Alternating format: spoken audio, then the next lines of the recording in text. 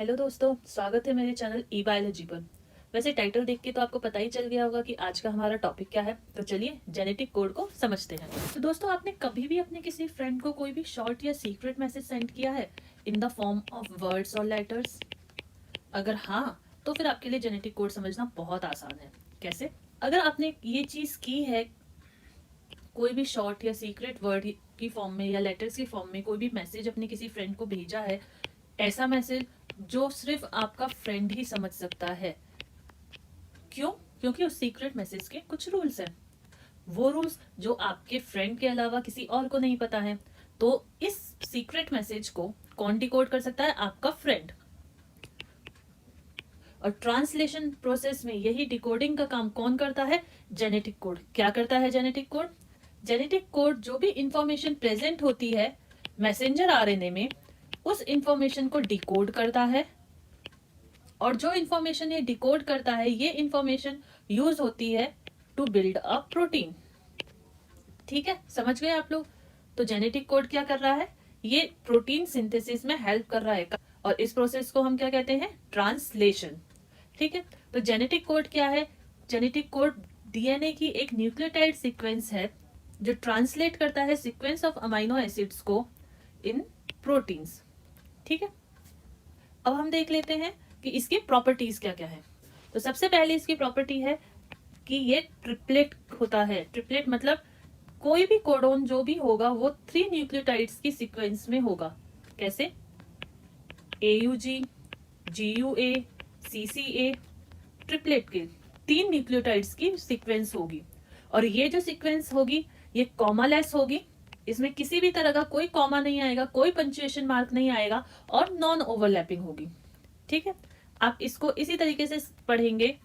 AUG, GUA, CCA 3 nucleotides का sequence होगा। कभी भी ऐसा नहीं होगा कि ए पहले रीड किया AUG, इसके बाद इसने रीड किया GGC, और उसके बाद अगर ये रीड कर रहा है GCA तो ये हो जाएगा ओवरलैपिंग। लेकिन कोडोन इस तरीके से रीड नहीं करते हैं, तो ये नॉन ओवरलैपिंग है। फोर्थ इसकी प्रॉपर्टी आती है कि ये यूनिवर्सल है। यूनिवर्सल है, इसका क्या मतलब हुआ? सेम जेनेटिक कोड वैलिड होगा सभी ऑर्गेनिजम्स में। सपोज अगर किसी ऑर्गेनिज्म में UUU फिनाइल एलेनिन है, तो दूसरे ऑर्गेनिज्म में भी UUU फिनाइल एलेनिन ही पढ़ा जाएगा। ठीक है, ऐसा नहीं होगा कि UUU स्पेसिफाई कर रहा है सिस्टीन अमाइनो एसिड को या सीरीन अमाइनो एसिड को। इस तरीके से बिल्कुल भी नहीं होगा। इसीलिए हम कहते हैं कि जो जेनेटिक कोडोन्स होते हैं ये यूनिवर्सल होते हैं। फिफ्थ इसकी प्रॉपर्टी आती है नॉन एम्बिगुअस। इसका मतलब क्या हुआ? एक कोई भी स्पेसिफिक कोडोन है वो पर्टिकुलर अमाइनो एसिड को ही कोड करेगा। जैसे अभी हमने देखा कि जो UU है ये फिनाइल एलेनिन को कोड करता है। ठीक है, तो UUU किसी भी स्पेशीज में, किसी भी ऑर्गेनिज्म में हमेशा फिनाइल एलेनिन को ही कोड करेगा। ऐसा नहीं होगा। सपोज हम एक और एग्जांपल देख लेते हैं। जैसे यहाँ पर है UUC। UUC किसको कोड कर रहा है? Phenyl alanine. लेकिन अगर इसकी सीक्वेंस चेंज हो जाती है, अगर इसको रिवर्स में पढ़ा जाता है, तो ये क्या हो जाता है? CUU। और हम देख रहे हैं कि CUU क्या कोड कर रहा है? ये कोड कर रहा है ल्यूसीन को। ठीक है, तो कंप्लीटली आपका अमाइनो एसिड चेंज हो गया है, तो इस वजह से आपकी प्रोटीन भी चेंज हो जाएगी। ठीक है, तो ये नॉन एम्बिगुअस होता है। सिक्स्थ प्रॉपर्टी आ जाती है इसकी डीजनरेटिव। और ऐसा हम क्यों कहते हैं वो हम देख लेते हैं। हमारे पास टोटल अमाइनो एसिड्स कितने हैं? 20। ठीक है, और हमारे पास न्यूक्लियोटाइड्स कितने हैं टोटल? ये है 4 न्यूक्लियोटाइड्स। ठीक है, क्योंकि हमारे पास 4 न्यूक्लियोटाइड्स है, और कोडोन कितने न्यूक्लियोटाइड्स की सीक्वेंस होती है? ये होता है 3 न्यूक्लियोटाइड्स की सीक्वेंस। तो टोटल कितने कॉम्बिनेशंस बन सकते हैं?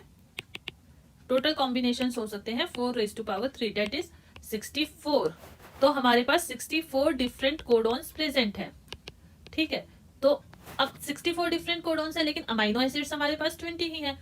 तो कुछ अमाइनो एसिड्स इनकोड हो सकते हैं एक या उससे ज्यादा कोडोन से। कैसे?